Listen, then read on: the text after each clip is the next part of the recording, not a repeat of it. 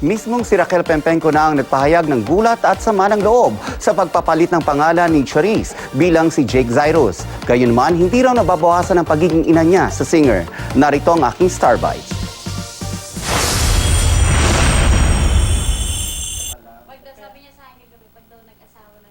Hindi raw natutuwa si Raquel Pempenco sa ginawang pagpalit ng pangalan ng kanyang anak na mula Charisse ay nais na ngayong makilala bilang Jake Zyrus.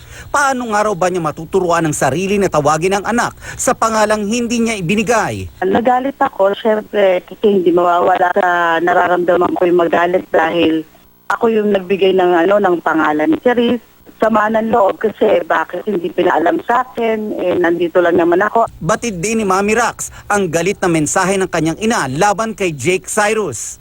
Straight to the point, hindi ako naiipit dahil isa lang naman ang kakampihan ko, anak ko. Mula sa Laguna, naninirahan na raw ngayon si Mami Raquel sa Lopez, Quezon. 2 taon na raw tila iniiwasan siya ng anak. Wala raw silang pinagkagalitan nang umalis ito sa kanyang poder. Ayon kay Mami Raquel, ilang ulit na raw siyang nag-reach out sa anak na nauwi sa wala.